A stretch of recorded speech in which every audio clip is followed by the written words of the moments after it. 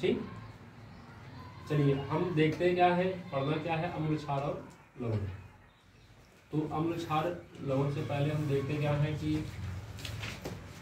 चालक, अचालक, अर्धचालक, विद्युत अपघट्य पदार्थ, ये सब क्या होते हैं। तो सीधी सी बात, सबसे पहले समझिए क्या चालक, क्या चालक, क्या चालक ना, पहले समझिए क्या चालक, ये अम्ल और क्षार के ही अंतर्गत आते हैं। चालक से पहले भी, चालक के पहले भी कुछ बातें हैं, लेकिन हम उसको भी नहीं बताते हैं, ठीक ना, क्योंकि हमको वहां तक पहुंचना है, इसलिए हम इसके आगे से चलते हैं, ठीक ना। अब चालक को ही क्या कहा जाता है, चालक कितने प्रकार के, दो। ध्यान से, चालक मतलब होता है जिसमें इलेक्ट्रॉनों का गमन हो सके ना, यानी कि धारा का प्रवाह हो सके। तो जिसमें धारा का प्रवाह हो सकेगा वही चालक का काम करेगा, ठीक। तो अब चालक में सबसे पहले हमको क्या मिला, हमको मिला सुचालक, क्या सुचालक, क्या मिला, सुचालक। और दूसरा क्या मिला, कुचालक, क्या मिला, कुचालक। दोनों के नाम से ही आपको पता चल गया होगा कौन सा सुचालक है, कौन सा कुचालक है, ठीक। सुचालक का मतलब होता है ऐसे पदार्थ, ऐसे पदार्थ जिनमें विद्युत धारा का क्या हो सके, प्रवाह, क्या हो सके, विद्युत धारा का प्रवाह हो सके। धारा को हम आई से डिनोट करते हैं, किससे, आई से, ठीक। अगर कोई पदार्थ है उसमें विद्युत धारा का प्रवाह होता है, उसे क्या कहा जाता है, विद्युत चालक या विद्युत सुचालक, ठीक। और ऐसे पदार्थ जिनमें धारा का प्रवाह नहीं होता है उसे क्या कहेंगे, कुचालक कहेंगे, क्या कहेंगे, कुचालक कहेंगे। अब आप पूछेंगे सुचालक और कुचालक है क्या, ठीक। सीधी सी बात है, जैसे अब इन्हीं अम्ल क्षार और लवण को ले लीजिए, आप किसको ले लीजिए, अम्ल क्षार और लवण को। तो इनमें विद्युत धारा का प्रवाह हो सकता है, हो सकता है, विद्युत धारा का प्रवाह हो सकता है, वही क्या हो जाएगा, सुचालक। और अचालक में क्या होता है, कुचालक में जैसे अब ये बोर्ड है, बोर्ड किसका बना हुआ है, लकड़ी का। लकड़ी कैसी है, सूखी लकड़ी है। अगर सूखी लकड़ी है तो उसमें विद्युत धारा का प्रवाह नहीं हो पाएगा, उसमें विद्युत धारा का प्रवाह नहीं हो सकता है। लेकिन अगर उसमें जरा सी भी नमी आ गई, क्या हो, नमी आ जाए, और नमी इतनी आए तो उसमें विद्युत धारा का प्रवाह हो जाए, वही क्या हो जाएगा, फिर सुचालक बन जाएगा। कौन सी, आपकी लकड़ी का बोर्ड ही क्या बन जाएगा, सुचालक बन जाएगा। समझ में नहीं आया। अब सुचालक और कुचालक आप समझ चुके, नहीं समझ चुके, आगे देखते हैं। अब सुचालक के दो भाग होते हैं। सुचालक के कितने भाग, सुचालक के मुख्य रूप से दो भाग। ये कह लीजिए सुचालक दो प्रकार के होते हैं। कितने प्रकार के, दो प्रकार के। दो प्रकार से कौन कौन से होते हैं, हम बात करते हैं दो प्रकार की। कुचालक और सुचालक आपको क्लियर हो गया। चालक समझे हमने, चालक के बाद सुचालक, सुचालक के बाद कुचालक। अब सुचालक के कितने भाग होते हैं, सुचालक के कितने भाग, दो भाग। कौन कौन सा, तो बात निकल करके आए, एक होता है धात्विक चालक, क्या धात्विक चालक। धात्विक चालक का एक अपना स्वरूप होता है जो अपघटित नहीं होगा, यानी कि ऐसे पदार्थ, ध्यान समझिएगा, ऐसे पदार्थ जिनमें विद्युत धारा का प्रवाह हो लेकिन वह पदार्थ अपघटित ना हो।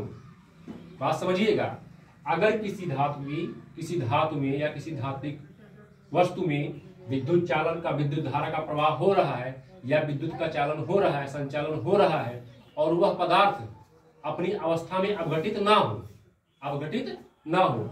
अगर अपघटित हो जाता है तब ये हो जाएगा विद्युत अपघट्य पदार्थ, और अगर अपघटित नहीं होता क्या हो जाएगा, संचालक ना, या धात्विक चालक। नाम से समझ, धात्विक चालक यानी कि ऐसे चालक जिसमें धातु की उपलब्धता होगी वही क्या कहलाएगा, धात्विक चालक। जैसे आप समझे होंगे मिश्र धातु, क्या मिश्र धातु का नाम सुनेंगे, सुनेंगे क्या, मिश्र धातु।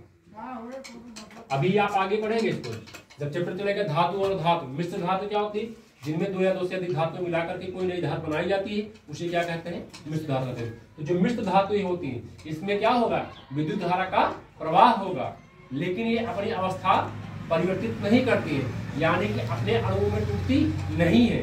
तो क्या कहलाएगा? धात्विक चालक। समझ आया? यानी कि ऐसे पदार्थ जिनमें विद्युत धारा का प्रवाह तो हो लेकिन उनमें अपघटन ना हो और ना ही कोई रासायनिक परिवर्तन हो, विद्युत चालक कहलाता है। एक बार फिर समझिएगा, सुचालक क्या थे? जिसमें विद्युत धारा का प्रवाह हो सके। अब सुचालक के बाद क्या आता है? धात्विक चालक। दूसरा हमको मिलता है वैद्युत अपघट्य। क्या? वैद्युत अपघट्य। क्या? वैद्युत अपघट्य। ठीक। तो धात्विक चालक हमने समझा, ऐसे धात्विक पदार्थ जिनमें विद्युत धारा का प्रवाह तो हो लेकिन वो अपघटित ना हो, साथ ही वो रासायनिक परिवर्तन भी ना करे, क्या कहलाएंगे? धात्विक चालक। क्या कहलाएंगे? धात्विक चालक। अब बात करते हैं विद्युत अपघट्य पदार्थ की। इसलिए विद्युत अपघट्य पदार्थ की। विद्युत अपघट्य पदार्थ ऐसे पदार्थ जिनमें विद्युत धारा प्रवाहित की जाए, और उनके अणु आपस में टूट जाए, उनमें क्या हो जाए? अपघटन हो जाए। उनका क्या हो जाए? अपघटन हो जाए।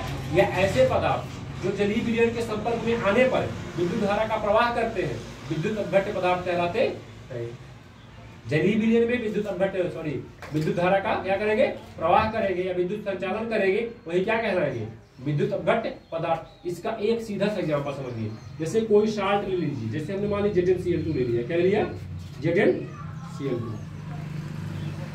आपको पता है ये एक प्रकार का क्या है? लवण है। क्या है? लवण। अभी बताएंगे कि लवण कैसे बनता है, ठीक ना? अभी हम केवल अम्ल और क्षार के पहले की प्रक्रिया समझ रहे हैं, ठीक ना? तो ये क्या है? लवण है। लवण है ZnCl2। जब आप इसमें इलेक्ट्रोलाइसिस करेंगे, यानी कि इस पर धारा प्रवाहित करेंगे, क्या करेंगे? विद्युत धारा का प्रवाह करेंगे। क्या करेंगे? विद्युत धारा का प्रवाह करेंगे। ये अपने आयनों में टूट जाएगा। Zn plus 2Cl minus. अब ध्यान समझिए, इसमें क्या हुआ? जब ZnCl2 में हमने विद्युत धारा प्रवाहित किया तो ये अपने अणुओं में टूट गया।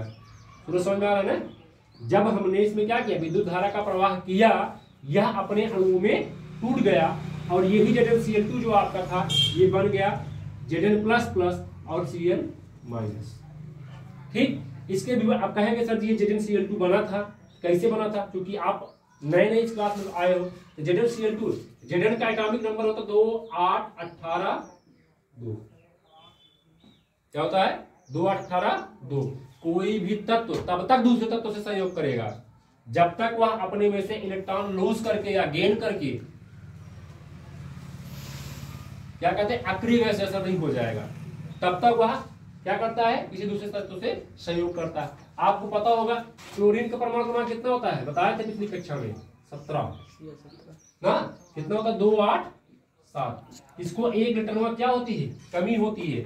जब इसके लास्ट सेल में 2n² के अनुसार या ऑक्टेट पूरा हो जाएगा तब ये क्या करेगा? कंपोनेंट नहीं बनाएगा, कंपाउंड नहीं बनाएगा। लेकिन अगर नहीं है तो कंपाउंड बनाएगा। यहाँ पे वही सेम कंडीशन है। यही 2 इलेक्ट्रॉन इसका निकल करके किसके पास चला जाता है? Cl2 के। अब कहेंगे सर जी कितना Cl है? 1 है। चाहिए कितना? 1। यहाँ क्या दिखा रहा है? 2 Cl लिया गया ना? कितना लिया गया? 2 Cl। अब ध्यान समझिए, क्लियर हो गया ना? जब ये 2 इसको दे देगा, इसके पास कितना हो जाएगा? 18 कंप्लीट। और वही चीज यहाँ हो रहा है। ये कितना बन गया? 2 8 18। Zn का परमाणु कितना होता है? 30 होता है ना? 2 8 18 2। और क्लोरीन कितना होता है? Cl होता है। Cl पे माइनस चार्जेस होकर रहा है, मैंने 1 इलेक्ट्रॉन लिया है। अब चूंकि 2 Cl है, दोनों इलेक्ट्रॉन कौन लिया? Cl ही लिया ना? अब बात समझिए, समझना क्या था हमको? ZnCl2 क्या है? एक कंपाउंड है जिसमें हमने जैसे ही विद्युत धारा प्रवाहित किया, इलेक्ट्रोलाइसिस जैसे ही किया, ये क्या करता है? अपने आयनों में विभक्त हो जाता है। यही क्रिया क्या कहलाती है? विद्युत अपघट्य पदार्थ की क्रिया कहलाती है। ठीक, आज के लिए इतना है।